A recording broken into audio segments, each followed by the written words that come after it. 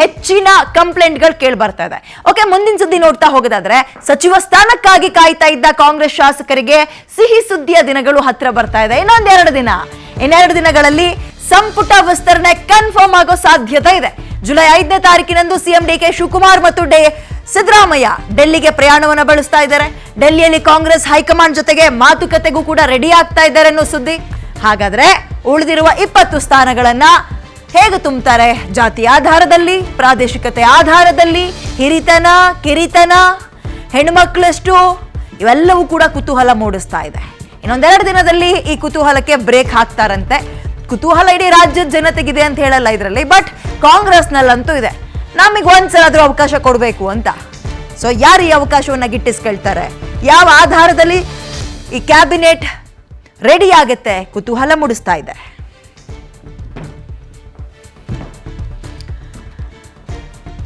DK Shivakumar CM ಆಗಿ ಪ್ರಮಾಣ ವಚನ ಸ್ವೀಕಾರ ಮಾಡಿದ ದಿನವೇ ಅವ್ರ ಜೊತೆಗೆ 1+12 ಅಂದ್ರೆ ಇನ್ನೂ 12 ಜನ ಮಂತ್ರಿಗಳಾಗಿ ಪ್ರಮಾಣ ವಚನ ಸ್ವೀಕಾರ ಮಾಡಿದ್ರು. ಬಟ್ ಅವತ್ತು ಇದ್ದಂತಹ ಒಂದು ಕಪ್ಪು ಚುಕ್ಕೆ ಏನಪ್ಪಾ ಅಂದ್ರೆ ಒಬ್ರು ಮಹಿಳಾ ಮಣಿಗಳನ್ನ ಕ್ಯಾಬಿನೆಟ್ ಒಳಗೆ ಸೇರಿಸಿಕೊಳ್ಳಿಲ್ಲ ಅಂತ. ಸೊ ಈಗ ಅದನ್ನ ಇಲ್ಲಿ ತುಂಬಿಸುವ ಪ್ರಕ್ರಿಯೆ ಹೇಗಾಗುತ್ತೆ? ಯಾವ ಹೆಣ್ಮಕ್ಳಿಗೆ ಈ ಸಲ ಒಲಿಯತ್ತೆ ಮಂತ್ರಿಗಿರಿ ಭಾಗ್ಯ? ಒಬ್ರಿಗ, ಇಬ್ರಿಗ, 3 ಜನಕ್ಕ? ಒಂದ್ ಕಡೆ ವಿಚಾರ. ಎರಡನೇದು, ಉಳಿದಂತೆ ಎಷ್ಟು ಜನ ಸಚಿವಾಕಾಂಕ್ಷಿಗಳಿದ್ದಾರೆ? ಜಾತಿ ಆಧಾರದಲ್ಲಿ ತಗೊಳ್ಳಿ, ಪ್ರಾದೇಶಿಕತೆ ಆಧಾರದಲ್ಲಿ ತಗೊಳ್ಳಿ, ಯಾರ್ಯಾರಿಗೆ ಸಿಗತ್ತೆ? ಎಲ್ಲ ಕುತೂಹಲ ಮೂಡಿಸ್ತಾ ಇದೆ. ಯಾವ ಲೆಕ್ಕಾಚಾರವನ್ನ ಹಾಕ್ತಾರೆ ಅಂಡ್ ಯಾವ ಬಣ ಸ್ಟ್ರಾಂಗ್ ಆಗಿದೆ ಅನ್ನೋದು ಇವಾಗ ಗೊತ್ತಾಗುತ್ತೆ. ಹಿಂದಿನದ್ರಲ್ಲಿ ಅನ್ನಿಸ್ಬೋದು ಆಲ್ಮೋಸ್ಟ್ ಸಿದ್ದರಾಮಯ್ಯ ಬಣದವರೇ ಇದ್ದಾರೆ ಅಂತ, ಬಟ್ ಅವ್ರನ್ನ ಹಿರಿಯರು ಅಂತಲೂ ಕೂಡ ಕನ್ಸಿಡರ್ ಮಾಡ್ಬೋದು. ಬಟ್ ಈಗ ಎಕ್ಸಾಕ್ಟ್ಲಿ ಆ ನಂಬರ್ಸ್ ನೋಡಿ, ಇನ್ನು 20 ಬೇಕಲ್ವಾ? ಯಾರ ಬಣ ಇಲ್ಲಿ ಹೆಚ್ಚಿಗೆ ಸೇರುತ್ತೆ ಅನ್ನೋದು ಕುತೂಹಲ ಮೂಡಿಸ್ತಾ ಇದೆ.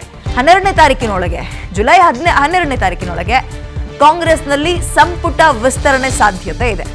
ಮಹಿಳಾ ಕೋಟಾದಡಿ ಸಚಿವ ಸ್ಥಾನಕ್ಕೆ ಭಾರೀ ಕಸರತ್ತಾಗ್ತಾ ಇದ್ದು, ಮಾಜಿ ಸಚಿವೆ ಲಕ್ಷ್ಮೀ ಹೆಬ್ಬಾಳ್ಕರ್ಗೆ ಮತ್ತೆ ಮಂತ್ರಿಗಿರಿ ಸಾಧ್ಯತೆ ಅಂತಿದ್ದಾರೆ. ಜೊತೆಗೆ ಉಮಾಶ್ರೀ, ನಯನಾ ಮೋಟಮ್ಮ, ರೂಪಾ ಶಶಿಧರ್ ಕೂಡ ರೇಸ್ನಲ್ಲಿದ್ದಾರೆ. ಒಬ್ರಿಗ, ಇಬ್ರಿಗ, ಅಥವಾ 3 ಜನಕ್ಕ ಹೆಣ್ಮಕ್ಳಿಗೆ ಅಥವಾ ಮಹಿಳಾ ಮಣಿಯರಿಗೆ? ಆಮೇಲೆ ಈ ಮೊನ್ನೆ ನಡೆದಂತಹ ಪರಿಷತ್ ಎಲೆಕ್ಷನ್ ಅಲ್ಲೂ ಕೂಡ ಇಂಡಿಪೆಂಡೆಂಟ್ ಕ್ಯಾಂಡಿಡೇಟ್ಗಳು ಕೂಡ ಇವ್ರಿಗೆ ಸಪೋರ್ಟ್ ಮಾಡಿದ್ರು. ಇವ್ರಿಗೇನಾದರೂ ಭರವಸೆಯನ್ನ ಕೊಟ್ಟಿದ್ರಾ? ಅದರಲ್ಲೊಬ್ರು ಮಹಿಳಾ ಮಣಿ ಇದ್ರು, ಅವ್ರಿಗೂ ಏನಾದರೂ ಭರವಸೆ ಕೊಟ್ಟಿದ್ರಾ? ಇವೆಲ್ಲವೂ ಕೂಡ ಕುತೂಹಲ ಮೂಡಿಸ್ತಾ ಇದೆ. ಹೊಸಬ್ರಲ್ಲೂ ಸಚಿವ ಸ್ಥಾನಕ್ಕಾಗಿ ಫೈಟ್ ಅಂತೂ ನಡೀತಾ ಇದೆ. ರಿಕ್ವೆಸ್ಟ್ ಮಾಡ್ತಾ ಇದ್ದಾರೆ, ಲಾಬಿ ಮಾಡ್ತಾ ಇದ್ದಾರೆ. ಯಾರ ಕೈ ಮೇಲಾಗುತ್ತೆ? ಕುತೂಹಲ ಮೂಡಿಸ್ತಾ ಇದೆ. ಇನ್ನು 20 ಸಚಿವ ಸ್ಥಾನಗಳನ್ನ ಭರ್ತಿ ಮಾಡ್ಬೇಕವರು. ಇರೋದು 20 ಸಚಿವ ಸ್ಥಾನಗಳು ಖಾಲಿ, ಬಟ್ ಲಾಬಿ ಆಗ್ತಾ ಇರೋದು 50 ಜನ ಶಾಸಕರಿಂದ. ಈಗಾಗಲೇ ಸಂಪುಟದಲ್ಲಿ 14 ಮಂದಿ ಶಾಸಕರಿದ್ದಾರೆ. ದಲಿತ ಕೋಟಾ, ಮುಸ್ಲಿಂ ಕೋಟಾ, ST ಕೋಟಾದಲ್ಲೂ ಕೂಡ ಕಾಂಪಿಟೇಷನ್ ರೆಡಿ ಆಗಿದೆ. ಹೊಸಬರಲ್ಲೂ ಕೂಡ ಸಚಿವ ಸ್ಥಾನಕ್ಕಾಗಿ ದೊಡ್ಡ ಸಮರ ನಡೀತಾ ಇದೆ. ಲಾಸ್ಟ್ ಟೈಮ್ ಈ ಕಾಸ್ಟ್ ಕಾಂಬಿನೇಷನ್ ಅಂತ ನೋಡಿದಾಗ ದಲಿತ ಸಮುದಾಯದಿಂದ ಮುಸ್ಲಿಂ ಸಮುದಾಯವು ಕೂಡ ಸಮಾಧಾನ ಮಾಡಿದ್ರು ಆ ಕ್ಷಣಕ್ಕೆ ಅಂಡ್ ಲಿಂಗಾಯತ, ಒಕ್ಕಲಿಗ, ಹೀಗೆ ಈ ಒಂದು ಕಾಸ್ಟ್ ಕಾಂಬಿನೇಷನ್ ವರ್ಕೌಟ್ ಮಾಡಿದ್ರು. ಈಗ ಅದನ್ನು ಹೇಗೆ ಮುಂದುವರಿಸ್ಕೊಂಡು ಹೋಗ್ತಾರೆ ಅನ್ನೋದು ಕೂಡ ಕುತೂಹಲ. ಅದರಲ್ಲೂ ಬಹಳ ಪ್ರಮುಖವಾಗಿ ಮುಸ್ಲಿಂ ಸಮುದಾಯ ಅಂತಲೇ ತಗೊಳ್ಳೋಣ. ಲಾಸ್ಟ್ ಟೈಮ್ UT ಖಾದರ್ ಅವ್ರಿಗೆ ಕೊಟ್ಟಿದ್ರು, ಬಟ್ ಈ ಸಲ ಯಾರಿಗೆ ಒಲಿಯತ್ತೆ? ಜಮೀರ್ ಅವ್ರನ್ನ ಒಳಗೆ ಸೇರಿಸ್ಕೊಳ್ತಾರ ಅಥವಾ ಇಲ್ವಾ? ಅವರು ಲಾಬಿ ಮಾಡ್ದಂಗೆ ಕಾಣಿಸ್ತಾ ಇತ್ತು. DK ಶಿವಕುಮಾರ್ ಅವ್ರನ್ನ ಭೇಟಿ ಎಷ್ಟು ಸಲ ಆದ್ರೂ ಇಲ್ವೋ ಗೊತ್ತಿಲ್ಲ. DK ಸುರೇಶ್ ಅವ್ರನ್ನ ಭೇಟಿ ಮಾಡ್ಕೊಂಡ್ಬರುವ ಪ್ರಯತ್ನವನ್ನ ಮಾಡಿದ್ರು. ಅವರ ಆಡಿಯೋವೇ ಅವರಿಗೆ ಮುಳುವಾಯಿತು ಅಂತಲೂ ಕೂಡ ಹೇಳಲಾಗ್ತಾ ಇತ್ತು. ಸೊ ಜಮೀರ್ ಅಹಮದ್ ಮಾಜಿ ಮಂತ್ರಿಗಳು ಹಾಲಿ ಮಂತ್ರಿ ಆಗ್ತಾರಾ? ಕುತೂಹಲ ಮೂಡಿಸ್ತಾ ಇದೆ. ಹೆಣ್ಮಕ್ಳಲ್ಲಿ ಏನಾಗುತ್ತೆ ಅದು ಕೂಡ ಸ್ವಲ್ಪ ದಿನಗಳನ್ನ ನಾವು ಕಾದ್ ನೋಡ್ಲೇಬೇಕು. ಅಂಡ್ ಯಾರ ಪಟ್ಟಿ ಇದರಲ್ಲಿ ಪಾಸ್ ಆಗುತ್ತೆ? DK ಶಿವಕುಮಾರ್ ಅವ್ರ ಪಟ್ಟಿಯ, ಹೈಕಮಾಂಡ್ ಪಟ್ಟಿಯ, ಅಥವಾ ಸಿದ್ದರಾಮಯ್ಯ ಅವರ ಪಟ್ಟಿಯ? ಇವೆಲ್ಲವಕ್ಕೂ ಉತ್ತರ ಸಿಗಬೇಕು ಅಂದ್ರೆ ನಾವು ಇನ್ನೂ ಸ್ವಲ್ಪ ದಿನಗಳ ಕಾಲ ಕಾಯಲೇಬೇಕು. ಅಲ್ಲಿ ತನಕ ಎಷ್ಟು ಜನ ರೇಸ್ನಲ್ಲಿದ್ದಾರೆ ಅನ್ನುವಂಥದ್ದನ್ನಷ್ಟೇ ನಿಮ್ಮ ಮುಂದಿಡ್ಬೋದು. ಭಾವಿ ಸಚಿವರು ಯಾರ್ಯಾರು ಆಗ್ಬೋದು, ಲಾಬಿ ಯಾರ್ಯಾರು ನಡೆಸ್ತಾ ಇದ್ದಾರೆ, ಯಾವ್ಯಾವ ಬಣದವರು, ಎಷ್ಟು ಸಲ ಮಂತ್ರಿಗಳಾಗಿದ್ರು ಹಿಂದೆ, ಹೊಸಬ್ರು ಎಷ್ಟು ಜನ ಇದ್ದಾರೆ, ಇವನ್ನ ಚರ್ಚೆ ಮಾಡ್ಬೋದು ಅಲ್ಲಿ ತನಕ ಅಷ್ಟೇ.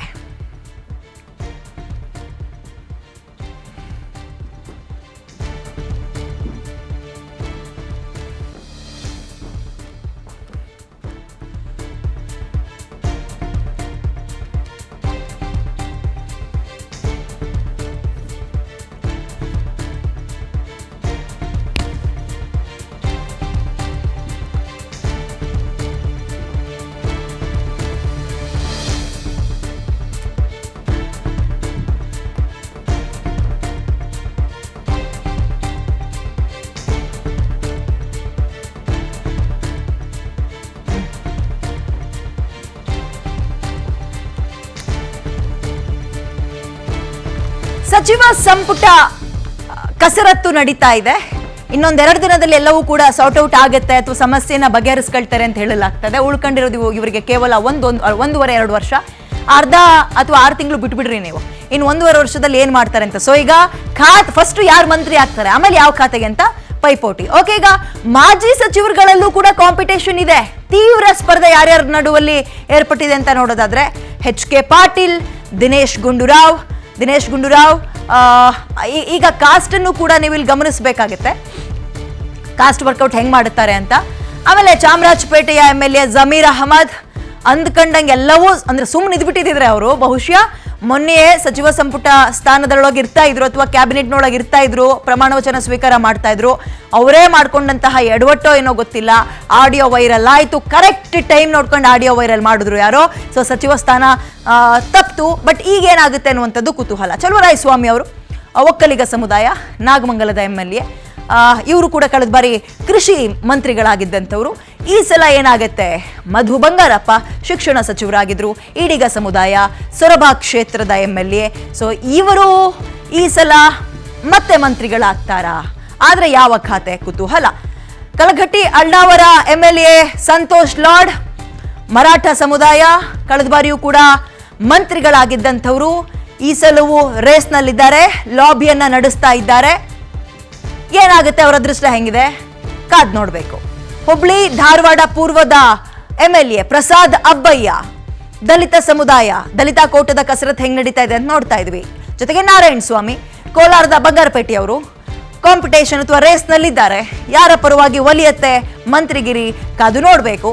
ಇವರ ಜೊತೆಗೆ ಒಟ್ಟು ಕಾಸ್ಟ್ ಕಾಂಬಿನೇಷನ್ ಕೂಡ ನಾವೀಗ ಗಮನಿಸ್ತಾ ಇದ್ವಿ.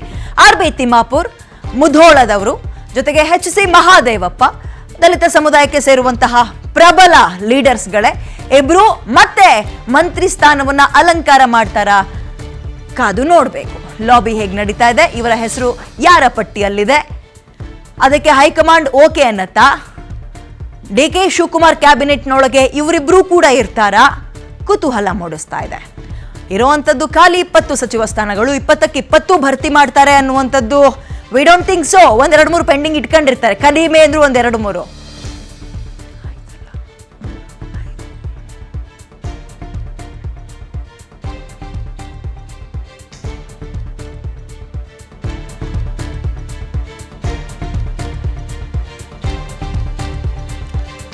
ನೋಡಿ, ಉಳ್ಕೊಂಡಿರೋದು 20 ಸಚಿವ ಸ್ಥಾನಗಳು. ನಾನು ಇಷ್ಟೊತ್ತು ಚರ್ಚೆ ಮಾಡ್ತಾ ಇದ್ವಿ ಇದ್ರ ಬಗ್ಗೆ. ಅಬಾಬಾ ಅಂದ್ರೆ ಒಂದು 4-5 ಅಂತೂ ಪೆಂಡಿಂಗ್ ಉಳಿಸ್ಕೊಳ್ತಾರೆ. ಬಟ್ ಇವರಲ್ಲಿ ಕಾಂಪಿಟೇಷನ್ ಅಥವಾ ರೇಸ್ನಲ್ಲಿ ಬಿದ್ದಿರೋರು, ಆಕಾಂಕ್ಷಿಗಳಿರೋರು ಒಟ್ಟು ಒಂದು 3 ಕ್ಯಾಬಿನೆಟ್ನ ರೆಡಿ ಮಾಡಿಬಿಡ್ಬೋದು. ಹಂಗಿದ್ದಾರೆ 3 ಕ್ಯಾಬಿನೆಟ್ನ. ಓಕೆ, ಮುಸ್ಲಿಂ ಕೋಟಾದಲ್ಲೂ ಕೂಡ ಕಸರತ್ ಆಗ್ತಾ ಇದೆ. ಶಿವಾಜಿನಗರದ MLA ರಿಜ್ವಾನ್ ಅರ್ಷದ್ ರೇಸ್ನಲ್ಲಿದ್ದಾರೆ. NA ಹ್ಯಾರಿಸ್ ಕಳೆದ ಬಾರಿ ಆಗ್ಲಿಲ್ಲ, ಈ ಸಲವಾದ್ರೂ ಸಿಗುತ್ತಾ ಅಂತ ಕಾಯ್ತಾ ಇದ್ದಾರೆ. DK ಶಿವಕುಮಾರ್ ಬಣದಲ್ಲಿ ಗುರುತಿಸಿಕೊಂಡಂತವರು. ತನ್ವೀರ್ ಸೇಠ್ ಕೂಡ ಕಾಯ್ತಾ ಇದ್ದಾರೆ. ನರಸಿಂಹರಾಜ ಕ್ಷೇತ್ರ ಬಹಳ ಹಿರಿಯ ಶಾಸಕರು, ಹಲವು ಬಾರಿ ಗೆದ್ದಿದ್ದಾರೆ, ಬಟ್ ಸಚಿವರಾಗಕ್ಕಾಗಿಲ್ಲ. ಸಲೀಂ ಅಹಮದ್ MLC ಮುಸ್ಲಿಂ ಸಮುದಾಯ, ಇವ್ರನ್ನ ಮಣೆ ಹಾಕುತ್ತಾ, ಇವ್ರನ್ನ ಮಂತ್ರಿಗೆ ಕರ್ಕೊಂಡೋಗಿ ಕಾಂಗ್ರೆಸ್ ಕೂರ್ಸತ್ತ? ಓಕೆ, ಬಸವರಾಜ್ ಹಿಟ್ನಾಳ್ ಸರ್ ಹಿರಿಯ ಪತ್ರಕರ್ತರು ನಮ್ಮ ಜೊತೆಗೆ ಲೈವಿಗೆ ಜಾಯ್ನ್ ಆಗ್ತಿದ್ರೆ ಮಾತನಾಡ್ಸೋಣ. ಸರ್ ನಮಸ್ಕಾರ. ಕ್ಯಾಬಿನೆಟ್ ಅಂದಾಗ ಇದೊಂದು ಕುತೂಹಲ, ನಮ್ಗಳಿಗೂ ಪತ್ರಕರ್ತರಿಗಿರುತ್ತೆ, ಆ ಪಕ್ಷದವರಿಗೂ ಯಾರು ಮಂತ್ರಿ ಆಗ್ತೀವಿ ಅನ್ನೋದಿರುತ್ತೆ. ಉಳ್ಕೊಂಡಿರೋ 20ಕ್ಕೆ ಒಂದು 60-70 ಜನ ಕಾಂಪಿಟೇಷನ್ ಅಲ್ಲಿ ಬಿದ್ದಂಗೆ ಕಾಣಿಸ್ತಾ ಇದ್ದಾರೆ. ಕಾಸ್ಟ್ ಕಾಂಬಿನೇಷನ್ ಪ್ರಾದೇಶಿಕವಾರು ಹೇಗೆ ಲೆಕ್ಕಾಚಾರ ಸದ್ಯಕ್ಕೆ ನಾವು ಹಾಕಕ್ಕಾಗತ್ತೆ ಸರ್? ಇಲ್ಲ, ಸದ್ಯಕ್ಕೆ ಈ ಕಾಸ್ಟ್ ಕಾಂಬಿನೇಷನ್, ಪ್ರಾದೇಶಿಕವಾರು, ಸೇರಿತನ ಎಲ್ಲವೂ ಒಂದೆಡೆ ಆದರೆ ಬಹಳ ಮುಖ್ಯವಾಗಿ ಕಾಂಗ್ರೆಸ್ಗೆ ಈಗ ಬೇಕಾಗಿರೋದು 2028ರ ಚುನಾವಣೆಗೆ ನಾವು ಈಗ ಏನನ್ನು ಮಾಡಿದ್ರೆ, ಯಾರ್ಯಾರನ್ನ ಒಳಗಡೆ ಯಾರನ್ನ ಸಂಪುಟ ತೆಗೆದುಕೊಂಡ್ರೆ ನಾವು ಮತದಾರನಿಗೆ ಮತ್ತು ಒಂದು ಕರ್ನಾಟಕದ ಜನಕ್ಕೆ ಒಂದು ಒಳ್ಳೆಯ ಸಂದೇಶ ಕೊಡಬಹುದು. ಯಾಕಂದ್ರೆ 2028 ಚುನಾವಣೆ ಬಹಳ ಮುಖ್ಯ ಕಾಂಗ್ರೆಸ್ ಪಕ್ಷಕ್ಕೆ. ಅದ್ರ ಜೊತೆಗೇನೆ ರಾಹುಲ್ ಗಾಂಧಿ ಅವ್ರ ಚಿಂತನೆ ಯುವಕರನ್ನ ತೆಗೆದುಕೋಬೇಕು ಅಂತ. ಯಾಕಂದ್ರೆ ಯುವಕರಿಗೆ ಭರವಸೆ ಮೂಡಿದರೆ ನಮ್ಮ ಮುಂದಿನ ತಲೆಮಾರು Gen X, Gen Z ಏನಂತೀವಿ ನಾವು, ಅವರು ಕಾಂಗ್ರೆಸ್ ಕಡೆಗೆ ಒಲಿಯುವ ಅವಕಾಶ ಇರ್ತದೆ ಅಂತ ಒಂದು ಚಿಂತನೆ. ಮತ್ತೆ ಅದೇ ರೀತಿ ರಾಹುಲ್ ಗಾಂಧಿ ಕೂಡ ಯೋಚನೆ ಮಾಡ್ತಾರೆ. ಹೀಗಿರುವಾಗ ಈ ಕಾಸ್ಟ್ ಕಾಂಬಿನೇಷನ್ ಇತ್ಯಾದಿಗಳು ಕರೆಕ್ಟ್, ಅದೆಲ್ಲ ಸರಿ. But most importantly the young faces and new faces. ಈಗ ನಾನು 3 ಸಾರಿ ಮಂತ್ರಿ ಆಗಿದ್ದೇನೆ, 10 ಸಾರಿ ಶಾಸಕನಾಗಿದ್ದೇನೆ, ಅವೆಲ್ಲ ಕೌಂಟ್ ಆಗೋದಿಲ್ಲ ಅನ್ಸುತ್ತೆ ನನಗೆ. ಯಾಕಂದ್ರೆ ಅದೆಲ್ಲವನ್ನ ಮೊದಲನೇ ಸುತ್ತಿನ ಸಂಪುಟದಲ್ಲಿ ಅದೆಲ್ಲ ನೋಡಿ ಆಗಿದೆ. ಮತ್ತು ಮೊದಲೇ ಹಂತದ ಸಂಪುಟವನ್ನ ನಾವು ಆವಾಗಲೇ ಮಾತಾಡ್ಕೊಂಡ್ರೆ ಅದು ಹೆಚ್ಚು ಕಡಿಮೆ ಸಿದ್ದರಾಮಯ್ಯ ಸಂಪುಟ ಆಗಿತ್ತು. ಈ 2ನೇ ಸುತ್ತಿನ ಸಂಪುಟ ವಿಸ್ತರಣೆ ಏನಿದೆಯಲ್ಲ, ಇದರಲ್ಲಿ ಡಿ ಕೆ ಶಿವಕುಮಾರ್ ಮತ್ತು ರಾಹುಲ್ ಗಾಂಧಿ ಇಬ್ಬರ ಒಂದು ಆಯ್ಕೆಗಳು ಬಹಳ ಪ್ರಾಮುಖ್ಯತೆ ಪಡಿತವೆ. ಹಾಗೇನೆ ಈಗ ಕೆಲವು ಹೆಸರುಗಳು ಹೇಳಿದ್ರಲ್ಲ ನೀವು, ಈಗ ಆರ್ ಬಿ ತಿಮ್ಮಾಪುರ ಆಗ್ಲಿ, ಸರಿ ಅವರೊಂದು ಪರಿಶಿಷ್ಟ ಜಾತಿ ಕೊಡದಿಂದ ಬರ್ತಾರೆ, ಅದು ಅವ್ರ ಮೇಲೆ ಆಪಾದನೆಗಳಿದ್ವು. ಈ ಅಬಕಾರಿ ಹಗರಣ ಬಹಳ ದೊಡ್ಡ ಸುದ್ದಿ ಮಾಡಿತ್ತು ಹಿಂದಿನ ಸರ್ಕಾರದಲ್ಲಿ. ಹಾಗೆ ಎಚ್ ಸಿ ಮಹದೇವಪ್ಪ ನೋಡಿದ್ರೆ, ಮಹದೇವಪ್ಪ ಯಾವಾಗ್ಲೂ ಕೂಡ ಸಿದ್ದರಾಮಯ್ಯ ಬಣದಲ್ಲಿ ಗುರುತಿಸಿಕೊಂಡವರು. ಮುಂದೆ ನೋಡೋದಾದ್ರೆ ಈ ಜಮೀರ್ ಅಹಮದ್ ಅಂತೂ ಬಿಡಿ, ಈ ಕಡೆ ಈಗ ಸಿದ್ದರಾಮಯ್ಯವ್ರಿಗೂ ಬೇಕಾಗಿಲ್ಲ, ಡಿ ಕೆ ಶಿವಕುಮಾರ್ಗೂ ಬೇಕಾಗಿಲ್ಲ ಅವರು. ಹಾಗೆ ನೋಡಿದ್ರೆ ಹೈಕಮಾಂಡ್ನವರು ಬೇಕಾಗ್ತಾರೆ ಎಲ್ಲ ಗೊತ್ತಿಲ್ಲ. ಹೀಗಾಗಿ ಅಲ್ಪಸಂಖ್ಯಾತ ಸಮುದಾಯದಲ್ಲೂ ಕೂಡ ಹೊಸಬರನ್ನ ಹುಡುಕುವ ಸಾಧ್ಯತೆ ಬಹಳ ಇದೆ. ಈ ಹಳೆ ಮುಖಗಳನ್ನ ತೆಗೆದಾಕಿ ಹೊಸಬರನ್ನ ಯುವಕರಿಗೆ ಅವಕಾಶ ಕೊಡುವ ಸಾಧ್ಯತೆ ಹೆಚ್ಚು ಕಾಣ್ತದೆ. ಬಸವರಾಜ್ ಸರ್, ಜಮೀರ್ ಅಹಮದ್ ಅವ್ರ ವಿಚಾರದಲ್ಲಿ ಒಂಚೂರು ಇಂಟರಪ್ಟ್ ಮಾಡ್ತೀನಿ. ಸಿದ್ದರಾಮಯ್ಯ ಅವ್ರಿಗೂ ಅವ್ರು ಬೇಡವಾಗಿದ್ದಾರೆ, ಡಿ ಕೆ ಶಿವಕುಮಾರ್ ಅವ್ರಿಗೆ ಅದಿನ್ನೂ ಪ್ರಶ್ನಾರ್ಥಕ ಚಿಹ್ನೆ ಆಗಿದೆ. ಕಾಂಗ್ರೆಸ್ನವ್ರಿಗೆ ಬೇಕಾ ಬೇಡವಾ ಅದು ಕೂಡ ಪ್ರಶ್ನೆಯಲ್ಲಿದೆ, ಫೈನ್. ಬಟ್ ಅವ್ರನ್ನ ಹೊರಗಿಟ್ಬಿಟ್ರೆ, ನೀವಿಷ್ಟು ತನಕ ಹೇಳ್ತಾ ಇದ್ರಿ ಹಿರಿತನ ಕಿರಿತನ ಪ್ರಾದೇಶಿಕವಾರು ಮ್ಯಾಟರ್ ಆಗಲ್ಲ, ಈಗ 2028 ಎಲೆಕ್ಷನ್ ಅವರಿಗೆ ತುಂಬಾ ಇಂಪಾರ್ಟೆಂಟ್ ಆಗುತ್ತೆ ಅಂತ. ಮುಸ್ಲಿಂ ಸಮುದಾಯ ಇವರನ್ನ ಹೊರಗಿಟ್ರೆ ಹೇಗ್ ನೋಡುತ್ತೆ 2028ರಲ್ಲಿ ಕಾಂಗ್ರೆಸ್ನ? ಇಲ್ಲ, ನಾವು ಏನನ್ನ ಮಾಡಿದ್ರು ಒಂದ್ ತರದ ರಿಸ್ಕ್ ಇದ್ದೇ ಇದೆ. ಈಗ ಇಷ್ಟೆಲ್ಲ ಮಾತಾಡಿದ ಮೇಲೂ ಜಮೀರ್ ಅಹಮದ್ ಅವ್ರನ್ನ ಸಂಪುಟ ಸೇರಿಸಿಕೊಂಡ್ರೆ ಅದು ಪಕ್ಷದ ಸಂಘಟನೆಗೆ ಬೇರೆನೆ ಸಂದೇಶ ಕೊಡ್ತದೆ. ಮತ್ತೀಗ ಪಕ್ಷದ ಅಧ್ಯಕ್ಷರು ಹರಿಪ್ರಸಾದ್ ಇದ್ದಾರೆ. ಹರಿಪ್ರಸಾದ್ ಈ ತರ ವಿಚಾರಗಳಲ್ಲಿ ಕಾಂಪ್ರಮೈಸ್ ಮಾಡ್ಲಿಕ್ಕಿಲ್ಲ ಅಂತ ನಾನು ಅಂದ್ಕೊಳ್ತೇನೆ, ಒಂದು. ಆಮೇಲೆ ಮತದಾರ ಸಮಗ್ರ ಮುಸ್ಲಿಂ ಮತದಾರರ ಒಬ್ಬ ನಾಯಕ ಅಲ್ಲ, ಜಮೀರ್ ಅಹಮದ್ ಒಬ್ಬರೇ ಅಲ್ಲ. ಅಲ್ಲಿಯೂ ಕೂಡ 2ನೇ ಹಂತದ ನಾಯಕರಿದ್ದಾರೆ. ಮತ್ತೆ ಅಲ್ಲಿ ಹೊಸ ಮುಖಗಳಿಗೆ ಅವಕಾಶ ಕೊಟ್ರೆ ಮುಸ್ಲಿಂ ಸಮುದಾಯ ಯಾಕೆ ಕೈ ಬಿಟ್ಟು ಹೋಗ್ತದೆ? ಹೊಸಬರೇ ಅವಕಾಶ ಕೊಡ್ತದೆ ಕಾಂಗ್ರೆಸ್ ಪಕ್ಷ, ಯುವಕರಿಗೆ ಕೊಡ್ತದೆ. ಇದು ಹಳೆ ಮುಖಗಳಿಗೆ ಮಣಿ ಹಾಕೋದಿಲ್ಲ ಅಂತ ಒಂದು ಸಂದೇಶ ಹೋಗ್ಬಿಟ್ರೆ ಮುಸ್ಲಿಂ ಮತದಾರ ಬಹುಶಃ ಬೇಜಾರ್ ಮಾಡ್ಕೊಳ್ಲಿಕ್ಕಿಲ್ಲ. ಜಮೀರ್ ಬಣದ ಕೆಲವರು, ಜಮೀರ್ ಹಿಂಬಾಲಕ ಕೆಲವು ಸ್ವಲ್ಪ ಅಪಪ್ರಚಾರ ಮಾಡಬಹುದು, ದಾವಣಗೆರೆಯಲ್ಲಿ ಮಾಡಿದ ಹಾಗೆ. ಅದೆಲ್ಲ ಅಷ್ಟು ಪರಿಣಾಮಕಾರಿ ಆಗುತ್ತಾ ಗೊತ್ತಿಲ್ಲ ನನಗೆ. ಯಾಕಂದ್ರೆ ಈ ಹೊಸತನದ ಒಂದು ಅಲೆ ಇದೆಯಲ್ಲ, ಹೊಸತನದ ಅಲೆ ಎಲ್ಲವನ್ನು ಈ ತರದ ಒಂದು ವಿಚಾರಗಳನ್ನ ಕೊಚ್ಚಿಕೊಂಡು ಹೋಗ್ಬೋದು ಅಂತ ಅನ್ಸುತ್ತೆ ನನಗೆ. ಹೆಣ್ಮಕ್ಳು ವಿಷಯದಲ್ಲಿ ಮೊನ್ನೆ ಯಾಕೆ ಕ್ಯಾಬಿನೆಟ್ನೊಳಗೆ ಒಬ್ರು ಕರ್ಕೊಳ್ಳಿಲ್ಲ ಮಹಿಳಾ ಮಣಿಯರ್ನ ಅನ್ನೋದೊಂದು ಪ್ರಶ್ನೆ ಇತ್ತು. ಈಗ ಹೆಂಗ್ ಮ್ಯಾಚ್ ಮಾಡ್ಬೋದು ಅನ್ಸುತ್ತೆ ಸರ್? 1, 2 ಅಥವಾ 3 ತನಕ ಹೋಗ್ಬೋದಾ? ಅದು ಒಂದು ನಿಜವಾದ ಸವಾಲೆ ಕಾಂಗ್ರೆಸ್ ಪಕ್ಷಕ್ಕೆ ಈಗ. ಯಾಕಂದ್ರೆ ಮೊದಲನೇ ಸುತ್ತಿನಲ್ಲಿ ಯಾರು ಇಲ್ದೆ ಹೋದ್ರು, ಯಾಕೆ ಅಂತ ಕೇಳಬೇಡಿ, ಯಾರು ಇಲ್ದೆ ಹೋದ್ರು ಲಕ್ಷ್ಮೀ ಹೆಬ್ಬಾಳ್ಕರ್ ಇರ್ತಾರೆ ಅಂತ ಅಂದ್ಕೊಂಡಿದ್ರು ಎಲ್ರು. ಅದು ಕೂಡ ಅದಾಗ್ಲಿಲ್ಲ. ಬಹುಶಃ 2ನೇ ಸುತ್ತಿನ ಸಂಪುಟದಲ್ಲಿ ಇದ್ದೇ ಇರ್ತಾರೆ. ಸತೀಶ್ ಜಾರಕಿಹೊಳಿ ಕೂಡ ಹೇಳಿದ್ದಾರೆ ಬೆಳಗಾವಿಗೆ 2 ಮಂತ್ರಿಗಳು ಬೇಕು ಅಂತ ಹೇಳಿ. ಅದರ ಅರ್ಥ ಅದಾದ್ಮೇಲೆ ಯುವಕರನ್ನ, ಮಹಿಳೆಯರಲ್ಲಿ ಯುವಕರಿಗೆ ಅವಕಾಶ ಕೊಡೋದಾದ್ರೆ ನೈನಾ ಮೋಟಮ್ಮ ಮುಂಚೂಣಿಯಲ್ಲಿ ಇರ್ತಾರೆ. ಮತ್ತೆ ಹಾಗೇನೆ ಕಾಂಗ್ರೆಸ್ ಇನ್ಮೇಲೆ ಮಹಿಳೆಯರಿಗೆ ಮತ್ತು ಯುವಕರಿಗೆ ಹೆಚ್ಚು ಆದ್ಯತೆ ಕೊಡುತ್ತೆ ಅಂತ ನಾನು ಅನ್ಕೋತೇನೆ. ಯಾಕಂದ್ರೆ ಇಲ್ಲಿವರೆಗೂ ಅದಾಗಿಲ್ಲ. ಕರ್ನಾಟಕದಲ್ಲಿ ಯಾವ ಸರ್ಕಾರ ಕೂಡ ಮಹಿಳೆಯರಿಗೆ ಅಷ್ಟು ಹೆಚ್ಚಾಗಿ ಆದ್ಯತೆ ಕೊಟ್ಟಿಲ್ಲ. ಹೆಸರಿಗೆ ಮಾತ್ರ ಒಬ್ರು ಇಬ್ರು ಇರ್ತಾರೆ, ಅಷ್ಟು ತಾನೆ. ಅದ್ರ ಸೈಜೇಬಲ್ ಏನೋ ಮಹಿಳಾ ಮತದಾರ ಸಂಖ್ಯೆ ಎಷ್ಟಿದೆ, ಕಾಂಗ್ರೆಸ್ ಅಲ್ಲಿ ಮಹಿಳಾ ಸದಸ್ಯರ ಸಂಖ್ಯೆ ಎಷ್ಟಿದೆ, ಅದಕ್ಕೆ ಅನುಗುಣವಾಗಿಲ್ಲ. ಉಮಾಶ್ರೀ ಆಗಿದ್ರು, ಮತ್ತೆ ಉಮಾಶ್ರೀ ಬಂದ್ರು ಬರ್ಬೋದು ಈ ಮುಂದಿನ ಹಂತದ ಸಂಪುಟದಲ್ಲಿ. ನಯಾ ಮೋಟಮ್ಮ ಬರ್ಬೋದು, ಮತ್ತೆ ಲಕ್ಷ್ಮೀ ಹೆಬ್ಬಾಳ್ಕರ್, 3 ಜನರು ದೇ ಆರ್ ಆಲ್ ಕ್ವೈಟ್ ಏನಂತಾರೆ ಪ್ರೊಬ್ಯಾಬಲ್ ಕ್ಯಾಂಡಿಡೇಟ್ಸ್. ಸರ್, ಇನ್ನೊಂದು, ಈಗ ಆಲ್ರೆಡಿ 1+13 ಏನಿತ್ತು, ಇದನ್ನ ಅನುಭವಿಗಳ ಸಂಪುಟ ಅಥವಾ ಸೀನಿಯರ್ ಕ್ಯಾಬಿನೆಟ್ ಅಂತ ಕನ್ಸಿಡರ್ ಮಾಡದ, ಸಿದ್ದರಾಮಯ್ಯ ಅವ್ರ ಬಣದವರೇ ಹೆಚ್ಚಾಗಿದ್ರು ಅಂತ ಕನ್ಸಿಡರ್ ಮಾಡದ? ಈಗ ಮುಂದಕ್ಕೆ ಬರುವ 20 ಜನ ಅಥವಾ ಎಷ್ಟು ಜನ ತುಂಬಿಸ್ಕೊಳ್ತಾರೋ ಇದ್ರ ಮೇಲೆ ಡಿಸೈಡ್ ಮಾಡ್ಬೋದಾ? ಸಿದ್ದರಾಮಯ್ಯನ ಬಣ ಹೆಚ್ಚಾಗಿದೆ, ಡಿ ಕೆ ಶಿವಕುಮಾರ್ ಬಣ ಹೆಚ್ಚಾಗಿದೆ, ಹೈಕಮಾಂಡ್ ಹೆಚ್ಚಾಗಿ ಇಲ್ಲಿ ನಾವು ನೋಡ್ಬೋದು ಹೈಕಮಾಂಡ್ ಹೇಳ್ದವ್ರನ್ನ ಅಂತ. ಹೆಂಗ್ ಸರ್ ಇದು? ಈಗ ಒಬ್ಬ ಮುಖ್ಯಮಂತ್ರಿಗೆ ಅವರ ಆಯ್ಕೆ, ಅವರ ಒಂದು ಸೆಲೆಕ್ಷನ್ಗೆ ಸ್ವಲ್ಪ ಗೌರವ ಕೊಡ್ಬೇಕಾಗ್ತದೆ. ಮತ್ತೆ ಮೊದಲೇ ಸಂಪುಟದಲ್ಲಿ ಹೆಚ್ಚು ಕಡಿಮೆ ಸಿದ್ದರಾಮಯ್ಯನವರ ಮಾತನಾಡಿದೆ, ಅದು ಎಲ್ರಿಗೂ ಕಾರಣ ಇದೆ. ಅದು ಹಿಂದಿನ ಇದ್ದವರೆಲ್ಲ ಅಲ್ಲಿದ್ದಾರೆ, ಒಂದೇ ಹೊಸ ಮುಖ್ಯಮಂತ್ರಿ ಸಿದ್ದರಾಮಯ್ಯ.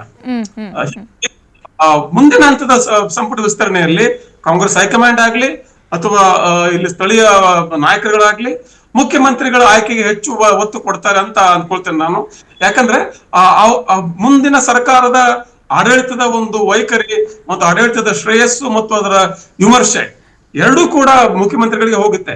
ಹೀಗಾಗಿ ಅವರ ಅಬ್ಸಲ್ಯೂಟ್ಲಿ ರೈಟ್. ಈಗ ಹೌದು, ಇಲ್ಲ ಈಗ್ಲೂ ಕೂಡ ಸಿಎಂ ಕಡೆಯವರು ಅಥವಾ ಸಿಎಂ ಹೇಳ್ದ ನಂಬರ್ಸ್ ಇರ್ಲಿಲ್ಲ ಅಂದ್ರೆ ಇದೊಂಥರ ರಬ್ಬರ್ ಸ್ಟ್ಯಾಂಪ್ ಮುಖ್ಯಮಂತ್ರಿನ ಅಂತ ಅನಿಸ್ಕೊಳ್ತಾರೆ, ನಂಬರ್ 1.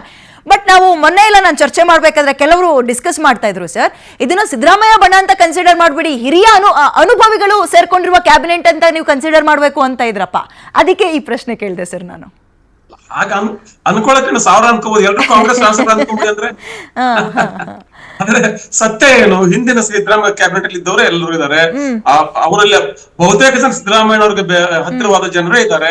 ಹೀಗಿರುವಾಗ ಅದೇನೇ ಇರಲಿ, ಸಿದ್ದರಾಮಯ್ಯ ಬರೋಣ, ಡಿ ಕೆ ಶಿವಕುಮಾರ್ ಬರೋಣ, ಮುಖ್ಯ ಈ ಸರ್ಕಾರದ ಆಡಳಿತ ವೈಖರಿಯ ಮೇಲೆ ಮತ ಹಾಕ್ಬೇಕಾದ್ರೆ 2028ಕ್ಕೆ ಆ ಒಂದು ಸ್ವಾತಂತ್ರ್ಯ, ಸರ್ಕಾರ ರಚನೆ ಸ್ವಾತಂತ್ರ್ಯ ಮುಖ್ಯಮಂತ್ರಿಗೆ ಇರಬೇಕು ತಾನೆ. ಯಾಕಂದ್ರೆ ಅದ್ರ ಶ್ರೇಯಸ್ಸು ಮತ್ತು ವಿಮರ್ಶೆ ಸಲ್ಲುವುದು ಮುಖ್ಯಮಂತ್ರಿಗಳು ತಾನೆ. ಹೀಗಿರುವಾಗ ಆ ಒಂದು ಸ್ವಾತಂತ್ರ್ಯವನ್ನ ಕೊಡೋ ಒಂದು ವಿಚಾರನ ರಾಹುಲ್ ಗಾಂಧಿ ಕೂಡ ಮಾಡ್ತಾರೆ, ಮಲ್ಲಿಕಾರ್ಜುನ್ ಖರ್ಗೆ ಅವರು ಕೂಡ ಮಾಡ್ತಾರೆ. ಯಾಕಂದ್ರೆ ಈ ಹಂತದಲ್ಲಿ ಯಾವುದೇ ಕೂಡ ರಿಸ್ಕ್ ಅನ್ನು ತೊಗೊಳಕ್ ಆಗೋದಿಲ್ಲ. ನೀವು ಎಷ್ಟೇ ಮಾಡಿದ್ರು ಕೂಡ ನಿಜವಾಗ್ಲೂ ಸರ್ಕಾರ ಆಡಳಿತ ಮಾಡೋದು 6 ತಿಂಗಳು, ಇನ್ನು ಉಳಿದ ಕಾಲ ನೀವು ಚುನಾವಣಾ ವರ್ಷದಲ್ಲಿ ಇರ್ತೀರಿ. ಅದಾದ್ಮೇಲೆ ಮತ್ತೆ 29ರ ಲೋಕಸಭೆ, ಇದೆಲ್ಲ ಸವಾಲುಗಳು ಇರೋದ್ರಿಂದ ಇಂಗ್ಲಿಷ್ ಹೇಳ್ತಾರಲ್ಲ, nobody wants to rock the boat. ಸುಮ್ಮನೆ ವಿನಾಕಾರಣ ಯಾವುದೋ ರಾಜಕೀಯಕ್ಕೋಸ್ಕರ ಗೊಂದಲಗಳನ್ನ ಸೃಷ್ಟಿ ಮಾಡೋದು ಅಷ್ಟು ಸೂಕ್ತ ಅನ್ಸೋದಿಲ್ಲ ಯಾರಿಗೇ ಆಗ್ಲಿ. ಮತ್ತೆ ನಾನು ಹೇಳಿದ್ನಲ್ಲ, ಒಂದು ಸರ್ಕಾರದ ಮುಖ್ಯಸ್ಥನೇ ಸರ್ಕಾರಕ್ಕೆ ಜವಾಬ್ದಾರಿ ಆಗಿರ್ತಾನೆ. ಹೀಗಿರುವಾಗ ಅವ್ರ ಆಯ್ಕೆ ಬಹಳ ಮುಖ್ಯ ಆಗುತ್ತೆ. ಅದ್ ಯಾವ್ದೋ ಒಂದು ಒಪ್ಪಂದ ಮತ್ತೆ ಯಾವುದೋ ಒಂದು ಗೌರವ ಅನ್ಕೊಳ್ಳಿ, ಏನೋ ಅನ್ಕೊಳ್ಳಿ, ಆ ಒಂದು ವಿಚಾರದಲ್ಲಿ ಹೈಕಮಾಂಡ್ ಹೇಳಿದ ತರ ಮೊದಲನೇ ಹಂತದ ಸಂಪುಟದಲ್ಲಿ ಸಿದ್ದರಾಮಯ್ಯನವರ ಅಭ್ಯರ್ಥಿಗಳಿದ್ರು. ಸಿದ್ದರಾಮಯ್ಯನವರು ಕೂಡ ಈಗ ಹೆಚ್ಚಿನ ಪಾತ್ರ ವಹಿಸೋದ್ರಿಂದ, ಅವರು CWS ಮೆಂಬರ್ ಆಗಿರೋದ್ರಿಂದ we will be focus more on national. ಈ ರಾಜ್ಯದ ವಿಚಾರಗಳನ್ನ ಡಿ ಕೆ ಶಿವಕುಮಾರ್ ಅವರ ಪಾಲಿಗೆ ಬಿಟ್ಟು ಏನಂತಾರೆ ಮಾರ್ಗದರ್ಶನ ಮಾಡ್ತಾ ಅನ್ಕೊಳ್ತೇನೆ ನಾನು. Well, thank you so much sir. ಇಷ್ಟೊತ್ತು ನಿಮ್ಮ ಸಮಯವನ್ನ PNS ವಿಸ್ತಾರ